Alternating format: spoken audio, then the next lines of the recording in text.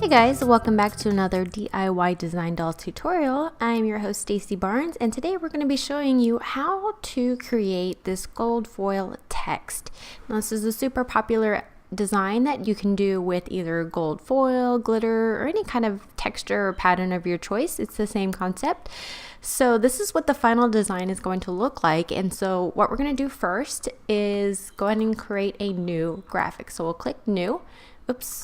We'll click on Photoshop and click new, and we want to do, let's say we want to do an Instagram graphic, 1000 by 1000, 72 pixels per inch. That sounds good. We'll go ahead and name this Instagram gold and hit create. Go ahead and make sure to save that, and we're going to save it to our desktop.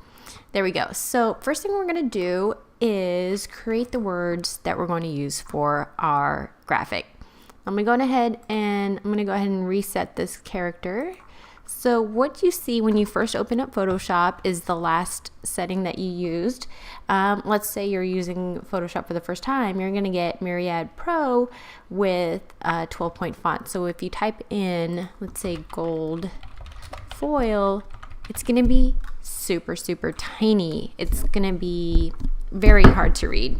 So we want to increase that. And you can hit Command T, or you can try and figure out the font sizes here, but because it's so big, I'm going to go ahead and hit Command T. Let's just undo that. Edit, step backwards. So let's say you're going from here, go ahead and hit Command T or Control T if you're on a PC. And just bring that up. We want to leave enough space around the margins, so let's just hit Command minus to kind of see where we're at. I think this looks good. The mistake most people make is they want to go right to the edge, and you start to lose some of that. It just starts to feel too crowded. So go ahead and just make sure to leave a little bit of margin. I think that looks good.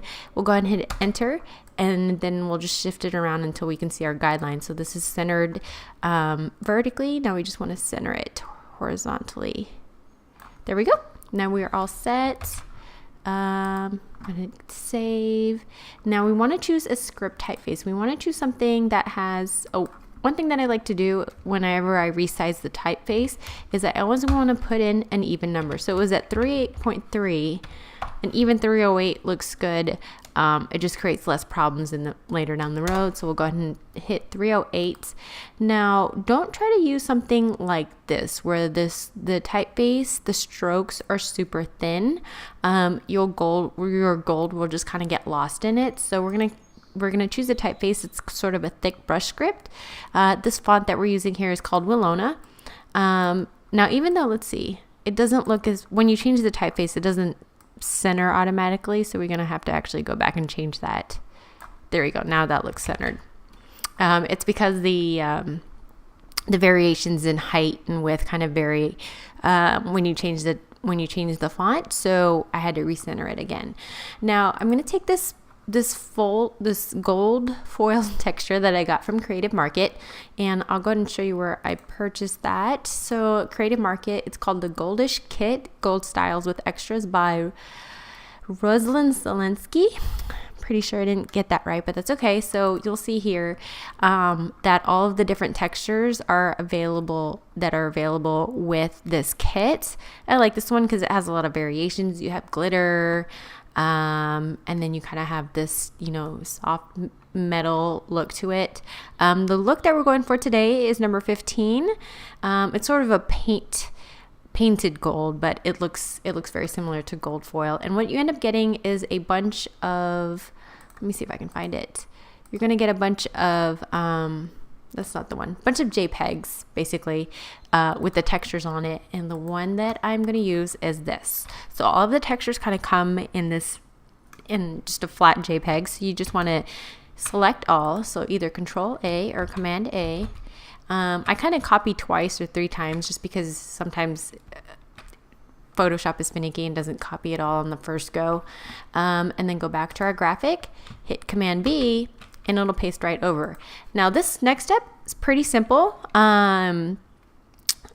but just stick with me. Make sure that the gold layer is right on top of the text. You can hit the eye to see behind it, or to hide this layer so you can see your text. And you're going to create something called a clipping mask. Just hit Alt or Option on a Mac, and boom, there you go. You have your gold foil. But it still doesn't look quite as pretty as our original graphic, and that's because you can really see the little tiny textures and bits, and we don't want that much detail in here. We just kind of want the essence of the gold. So what we're going to do is I'm going to hit Command minus so I can kind of see my whole graphic, and we're going to shrink this down. So make sure that the gold texture is selected. Hit Command T and hit Shift to keep the ratio the same, and then you just want to shrink it down just a little bit until it fits right over. And what you'll notice is that the texture starts to lose a little bit, and it looks more like gold foil as opposed to the really thick. You can really see kind of the thick shadows and highlights of the original image. So let's go ahead and redo the transform, and this one it starts to blend in a little bit better with the text. So I'll go ahead and save on that. And then one thing that you can do to make it pop just a little more is add what's called a drop shadow, an inner shadow, not a drop shadow, an inner shadow. And let's go ahead and reset this to the default. So what you want to do is you can preview it to see how much of a difference that makes. This one doesn't. I'm on the wrong layer. So there's no difference because I'm selected the wrong layer. I've selected the gold text. Make sure you select the gold foil text. There you go. Hit inner shadow. And there you go. You can see just a little bit of darkness around the edges, and it kind of makes the text pop a little bit more. If we unclick the preview, you'll see it's a little bit softer around the edges, and with it on, it's just a tiny bit darker. So we can keep it like that. I think that looks good. Actually, that was my original settings. Let me go ahead and reset the default. So this is what the default settings look like. I actually think that looks okay. You can go with that if you want to. For inner shadow, when I just want it to create that little texture around the edge, I don't tend to want to do distance of 0, and that basically is the offset from the top. So just go with 0. Just trust me with this. The size, depending on the text, if you have bigger text, you want to make that larger, but you can see it does make the entire graphic a little darker. If you have smaller text, let's say this is 300 point. If you have 100 point text, maybe you want to go with something like 5 or 6, or even 4. But let's go ahead and stay with the default 7. I think that looks good. We can go ahead and save this. Now, if you want to do a transparent background, you can just click the eye and you can see this texture back here. That way you can overlay it off of any type of graphic that you want. Let's say you have a pink graphic or a pink background on your website. You can save transparently and it'll show up pink in the background. So let's go ahead and just delete that and do our transparent layer, file, export as. And we're going to save this as just a PNG file. I think that's pretty good. You can also save as a JPEG, but it will save with a white background. You can also save as a GIF, again with the white background.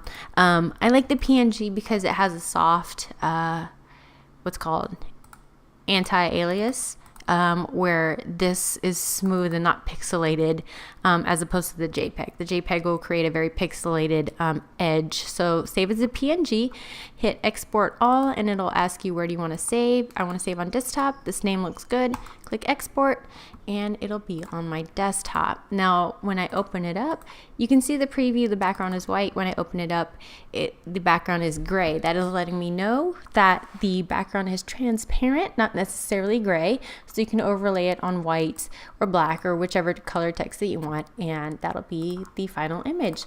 So once again, the image looks like this with the white background. And that's it. You've created gold foil text. I hope you enjoyed this. My name is Stacy Barnes of DIYDesignDolls.com.